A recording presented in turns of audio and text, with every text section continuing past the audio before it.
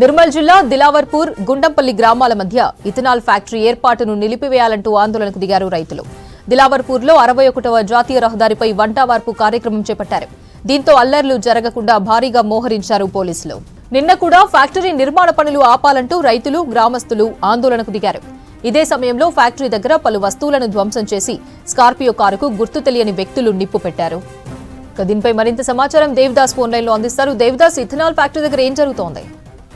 మండల కేంద్ర శివార్లో ఇథనాల్ ఫ్యాక్టరీని ఏర్పాటు చేసేందుకు చర్యలు చేపట్టారు ప్రైవేట్ యాజమాన్యం. అయితే ఈ ఇథనాల్ ఫ్యాక్టరీతో సాగు భూములు బీడు భూములుగా మారతాయని రైతులు ఆందోళన వ్యక్తం చేస్తున్నారు. ఆందోళన తీవ్ర రూపం దాలుస్తుంది. ఈ రోజు దిలావర్పూర్ రైతులు మండల కేంద్రంలో వంట వార్పు కార్యక్రమం చేపట్టారు. నిన్న ఇథనాల్ ఫ్యాక్టరీ నిర్మాణాన్ని నిలిపివేయాలని గుర్తు తెలియని వ్యక్తులు దాడి చేయడంతో అక్కడ విధ్వంసకర ఉద్రిక్తత పరిస్థితులు నెలకొన్నాయి. మరోవైపు ఇథనాల్ ఫ్యాక్టరీ నిర్మాణాన్ని నిలిపివేయాలని మావోయిస్టు పార్టీ లేఖ విడుదల చేయడము సంచలనాన్ని రేపింది. మావోయిస్టు అధికార ప్రతినిధి జగన్ ఈ ఫ్యాక్టరీ నిర్మాణ పనులను వెంటనే నిలిపివేయాలని హెచ్చరించారు.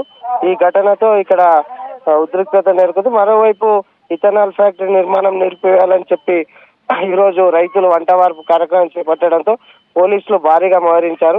ఎలాంటి అవాంఛనీయ సంఘటనలు జరగకుండా ముందస్తుగా జాగ్రత్త చర్యలు చేపట్టారు. ఇప్పుడిప్పుడే రైతుల వంటవార్పు కార్యక్రమం ప్రారంభమైంది.